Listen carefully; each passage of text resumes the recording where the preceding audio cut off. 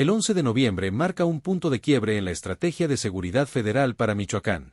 Ese día, aproximadamente a las 6 de la tarde, la carretera que conecta Uruapan con Lombardía se transforma en escenario de un enfrentamiento que evidencia la determinación del crimen organizado por mantener su control territorial. Civiles armados emboscan un patrullaje de fuerzas federales en la zona serrana cercana a San Miguel Charahuen, desatando una tracatera que resuena entre los bosques de pino y que representa la respuesta más directa ante el despliegue masivo de efectivos militares ordenado por el gobierno federal apenas días antes. Las primeras detonaciones arrancan justo cuando el sol empieza a ocultarse tras las montañas michoacanas. Los habitantes de las comunidades cercanas comienzan a escuchar ráfagas de arma de fuego que se multiplican en intensidad con cada minuto que transcurre. El eco rebota entre los cerros, amplificando el terror que se apodera de familias enteras. Los llamados al centro de control no tardan en saturar las líneas telefónicas mientras vecinos alarmados reportan una balacera de proporciones mayores a las que habitualmente sacuden la región. Según diversas fuentes consultadas en la zona, al menos 2 camionetas Jeep Rubicon de color negro y una Suburban del mismo tono surgen repentinamente desde una brecha boscosa. Los vehículos interceptan con precisión quirúrgica al convoy federal que transita por la carretera principal, bloqueando cualquier posibilidad de evasión. La emboscada demuestra un nivel de planeación que evidencia la existencia de sistemas de vigilancia previos al ataque. Los grupos armados conocen perfectamente los horarios de patrullaje y las rutas que siguen las fuerzas del orden. Testigos que presenciaron los hechos desde la distancia señalan que los plomazos se prolongan durante varios minutos consecutivos. La intensidad del fuego cruzado sugiere que ambos bandos cuentan con armamento de alto calibre. Las familias que viven en las inmediaciones abandonan sus actividades cotidianas y corren a resguardarse al interior de sus viviendas. Algunos comercios bajan sus cortinas de manera apresurada mientras los conductores que circulan por la zona buscan desesperadamente lugares seguros donde detenerse hasta que termine el enfrentamiento. La geografía montañosa de la región juega un papel determinante en el desarrollo de los acontecimientos.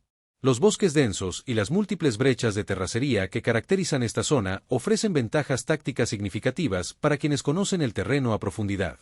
Los grupos armados aprovechan esta familiaridad para aparecer y desaparecer con una rapidez que complica enormemente las labores de persecución por parte de las autoridades.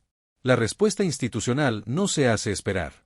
La Guardia Civil de la región Pátzcuaro activa de inmediato un operativo intermunicipal coordinado que moviliza recursos humanos y materiales de corporaciones de Pátzcuaro, Salvador Escalante y Sinsunzan. Más de 16 elementos distribuidos en 3 unidades oficiales comienzan un rastreo exhaustivo por brechas, accesos y caminos forestales. El despliegue policial se extiende estratégicamente por diversos puntos con el objetivo de cerrar las posibles rutas de escape que los atacantes podrían utilizar para alejarse de la zona del enfrentamiento. Durante las horas que dura el operativo de búsqueda, la carretera federal Uruapan-Lombardía permanece bloqueada.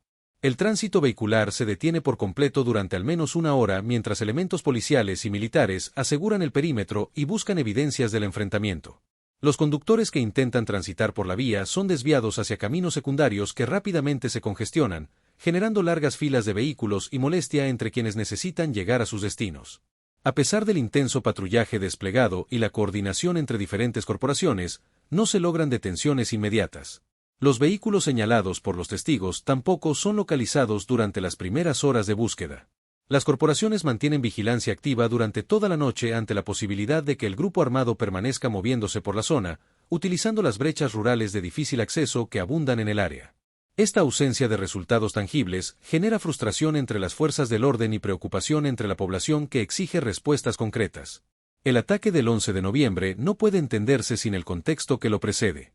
10 días antes, el 1 de noviembre, Uruapan vive uno de los episodios más dolorosos de su historia reciente cuando Carlos Manso Rodríguez, alcalde independiente del municipio, es asesinado en circunstancias que evidencian la penetración del crimen organizado en las estructuras institucionales locales.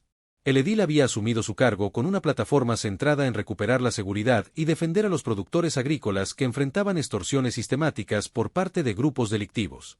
Manso Rodríguez se caracterizó durante su breve gestión por mantener una postura firme de rechazo ante las demandas de organizaciones criminales que exigían cuotas de protección y acceso privilegiado a rutas comerciales. Su negativa a negociar con estructuras delictivas, aunque valorada ampliamente por los ciudadanos, terminó convirtiéndolo en objetivo directo de quienes buscan mantener el control territorial mediante la intimidación y la violencia. Las investigaciones preliminares apuntan a que su ejecución fue ordenada como mensaje claro hacia otros funcionarios que pudieran considerar desafiar los intereses del crimen organizado. El impacto del asesinato del alcalde resuena profundamente en toda la sociedad michoacana. Cientos de ciudadanos salen a las calles de Uruapan exigiendo justicia y una presencia más contundente de las autoridades federales. Las marchas por la paz se multiplican en diversos municipios mientras comerciantes reportan caídas dramáticas en sus ventas debido al clima de inseguridad que se apodera de la región. Las familias modifican completamente sus rutinas cotidianas, evitando salir después del anochecer y reforzando medidas de seguridad en escuelas, negocios y hogares. Como respuesta directa a esta crisis que amenaza con desestabilizar completamente la región, el gobierno federal anuncia el despliegue del operativo conocido como Plan Michoacán por la Paz y la Justicia. La estrategia contempla la movilización de 10.506 elementos de las Fuerzas Armadas, Guardia Nacional y Marina hacia diversos puntos estratégicos del Estado.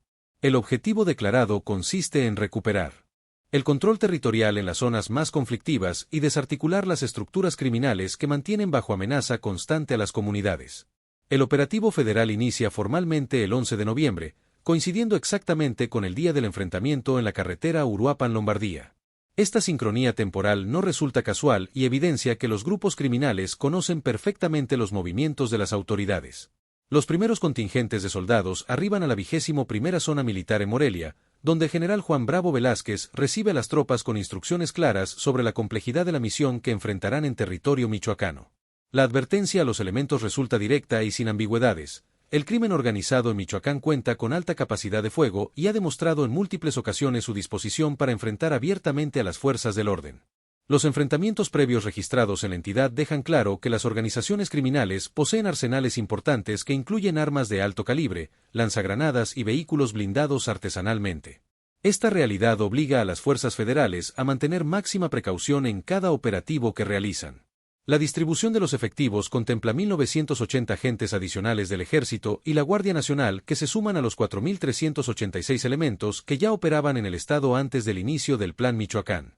Adicionalmente, 4.140 efectivos más son reubicados desde zonas limítrofes para reforzar la presencia en municipios considerados de alta prioridad por los niveles de violencia que registran de manera consistente. Uruapan y Apatzingán concentran la mayor cantidad de efectivos debido a que ambas localidades encabezan las estadísticas de homicidios y enfrentamientos durante el año. La estrategia contempla establecer bases de operaciones permanentes en puntos estratégicos desde donde se puedan realizar patrullajes constantes y responder rápidamente ante cualquier incidente de seguridad. Sin embargo, como lo demuestra claramente el ataque del 11 de noviembre, los grupos criminales no están dispuestos a ceder territorio sin oponer resistencia violenta. El componente naval del operativo también resulta significativo. 1.781 elementos de la Marina son desplegados para vigilar el Océano Pacífico y los municipios costeros de Lázaro Cárdenas, Aquila y Coahuayana. Estas zonas han sido identificadas por inteligencia militar como puntos críticos de entrada de precursores químicos y armas que abastecen a las organizaciones criminales del interior del estado. El control efectivo de estos accesos marítimos resulta fundamental para reducir la capacidad operativa de los grupos delictivos y cortar sus líneas de suministro. De acuerdo con medios locales y fuentes de seguridad consultadas, los civiles armados que protagonizaron el ataque contra el patrullaje federal presuntamente pertenecen a la estructura del Cártel Jalisco Nueva Generación. La presencia de esta organización en la región se ha intensificado considerablemente durante los últimos meses, estableciendo una competencia directa y violenta por el control territorial con otros grupos criminales que históricamente han operado en Michoacán, incluyendo células de cárteles unidos y remanentes de organizaciones locales. El enfrentamiento del 11 de noviembre representa precisamente el tipo de respuesta que las autoridades federales anticipaban. Según diversas fuentes consultadas, el ataque constituye una advertencia directa por parte de las estructuras criminales ante el masivo despliegue militar anunciado. Los grupos delictivos buscan demostrar que mantienen capacidad operativa pese a la presencia de las fuerzas del orden, intentando intimidar tanto a las autoridades como a la población civil que pudiera considerar colaborar con los operativos de seguridad implementados. La zona donde ocurre el choque presenta características geográficas particularmente complejas desde el punto de vista operativo militar. La carretera Uruapan-Lombardía atraviesa áreas montañosas con extensas zonas boscosas que dificultan enormemente la vigilancia constante y facilitan las emboscadas. Los caminos de terracería que se desprenden de la vía principal permiten a los grupos armados moverse con relativa facilidad y escapar rápidamente cuando las fuerzas federales responden a los ataques. Esta ventaja táctica ha sido explotada históricamente por diversos grupos criminales que conocen palmo a palmo el terreno. Habitantes de San Miguel Charahuen y comunidades aledañas señalan que durante las horas posteriores al enfrentamiento se mantiene un ambiente de tensión generalizada que resulta difícil de describir. El sonido constante de helicópteros sobrevolando la zona a baja altura y el paso continuo de convoys militares genera incertidumbre profunda entre los pobladores. Muchos comercios cierran de manera anticipada y las familias permanecen resguardadas en sus hogares mientras las autoridades continúan asegurando el área y rastreando a los responsables del ataque. El contexto de violencia en Uruapan no constituye un fenómeno reciente que pueda atribuirse únicamente a los acontecimientos de noviembre. Durante el 2025, la región ha registrado más de 80 homicidios directamente vinculados a disputas entre organizaciones criminales.